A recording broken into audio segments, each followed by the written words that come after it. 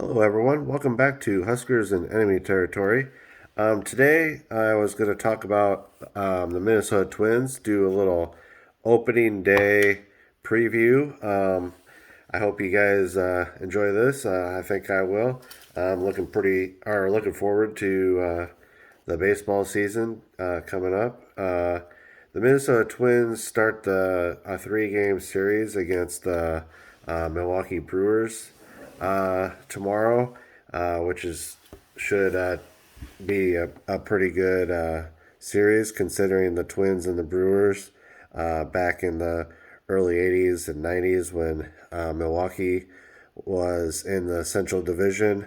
Had a pretty good rivalry going, at least that I remember when I was growing up. So it's always nice kind of playing against a team that used to kind of be your rival back in the day.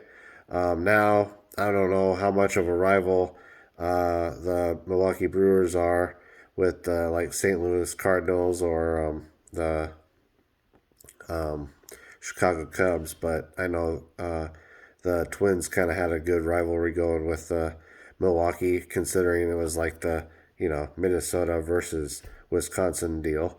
Um, Apparently, the Twins are going to be able to have about 10,000 fans once the season starts. I don't know if that's a major league rule overall. I just kind of wanted to mention that in the video, since it's going to be a little bit of a preview. It'll be kind of nice to see fans in the stands this year. Last year was kind of an anomaly, especially with the COVID stuff. So it was kind of hard watching baseball, to be honest. So I don't know how you guys feel about it, but I know kind of like through, it was getting kind of just weird for me. I don't know about what you guys thought, but for me, it kind of was kind of strange. Um, and I don't know. Hopefully, this year's a little bit different. Like I said, like with the COVID and whatnot, they had virtually no fans whatsoever, just stupid cutouts. But moving on, uh, kind of going over some of the notable players that the Twins are going to bring out on their 26-man roster. Uh, some that, uh, what do you want to say? Some notable players that are going to start. A kid named Garlic. Apparently, he did pretty good this spring training. He'll share time with Jake Cave. Jake Cave did all right last year. I wouldn't say that it was like his best year. I think 2019 was definitely a better year for him. Um, last year, just I think the COVID, I think that really affected the Twins last year. Byron Buxton, he'll be in center, of course.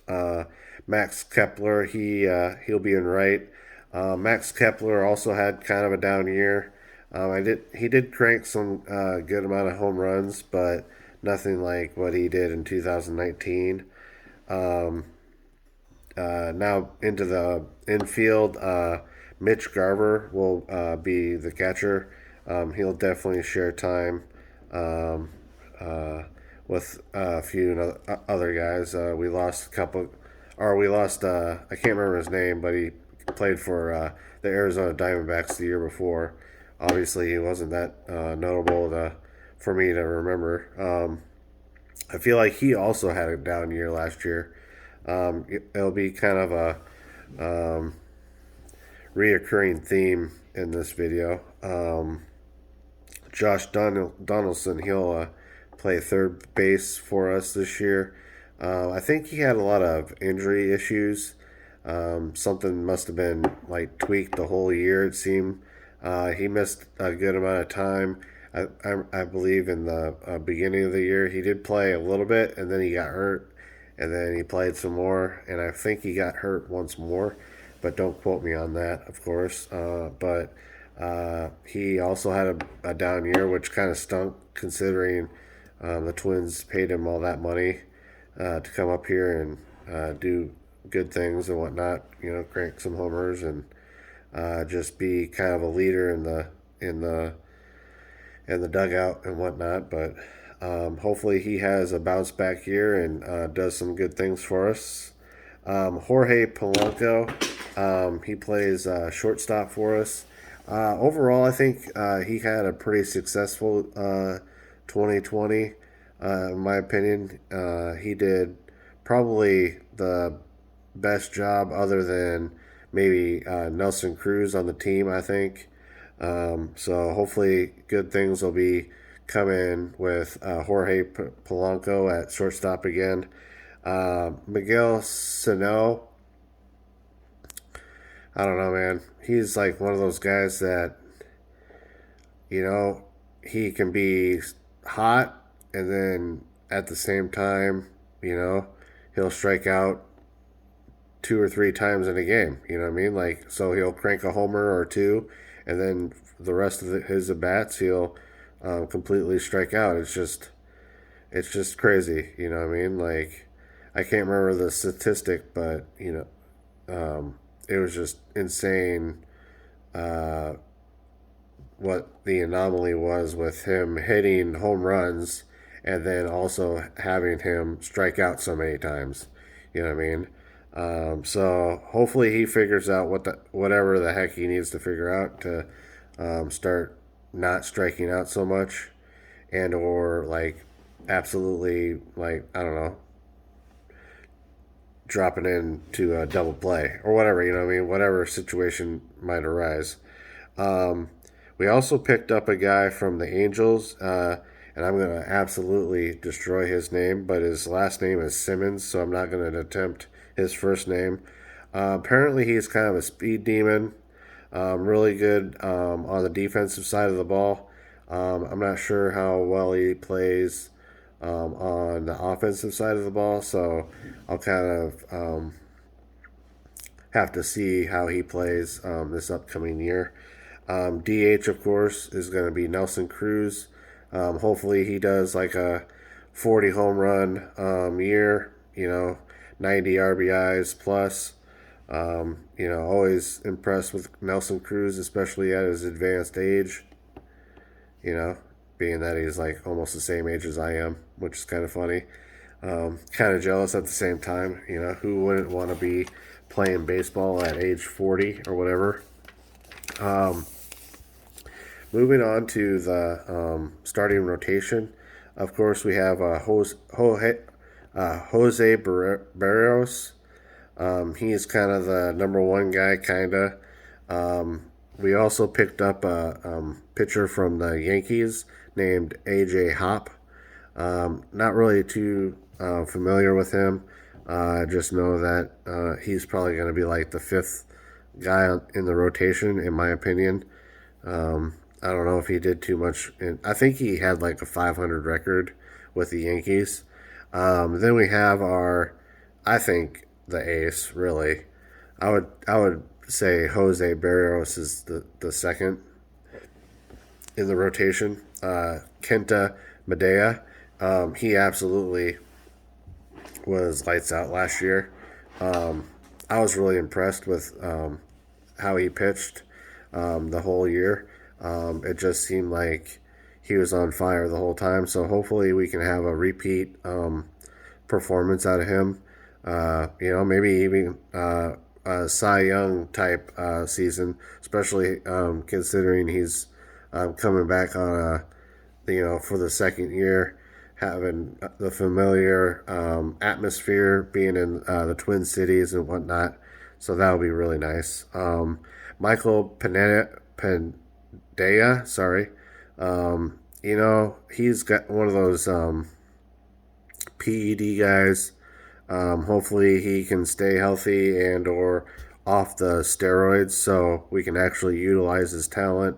When he's in there, he does pretty good. You know what I mean? He's a solid pitcher, but you never know if he's gonna pop for a PED. So, I mean, in my opinion, like those PED guys, I wouldn't even sign those kind of guys.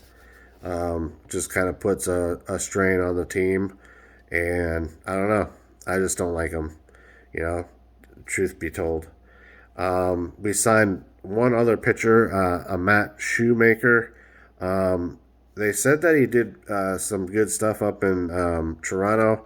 He played for the Blue Jays last year, and I'm really looking forward to seeing what he has in store for the Twins. Notable bullpen, Alex Comey. He came from the White Sox. He did really good for them. I'm not sure, you know, in terms of saves and or ERA. I think it was like his ERA was in the twos, maybe. I think he might have had 40 saves, so that's a really good bonus for the Twins, kind of stealing that guy away from them. Also, we have Taylor Rogers and Randy Domack. Domack will probably be kind of that sixth starter, and he'll do some time in the bullpen. Um, I think overall, I'm a little bit worried about the White Sox, which I hate saying, but it's the truth. They kind of got a lot of good guys.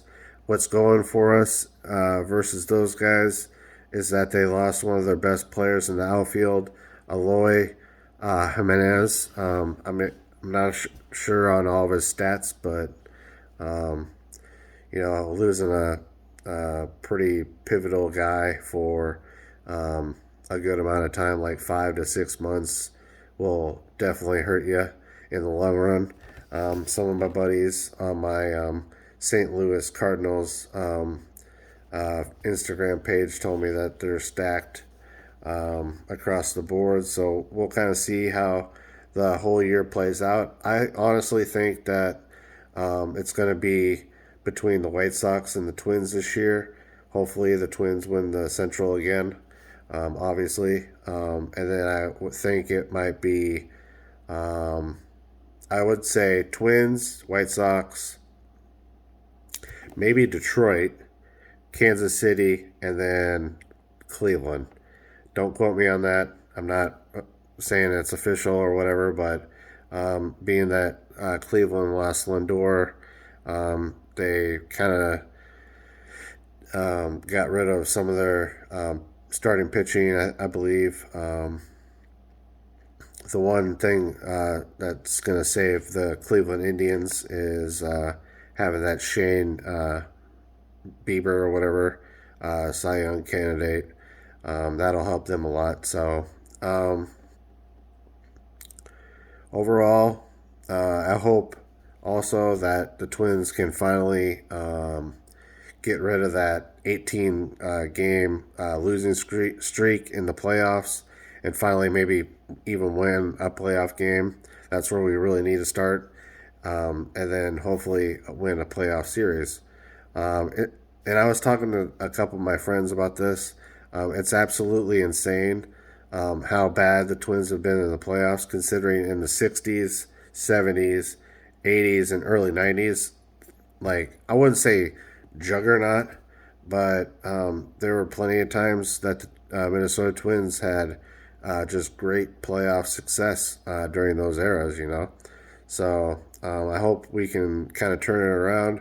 Another one of my friends asked me, was it because the Minnesota North Stars left for the Dallas, and the hockey gods basically are spiting all of Minnesota sports? Honestly, that could be true, considering how spiteful the hockey gods are.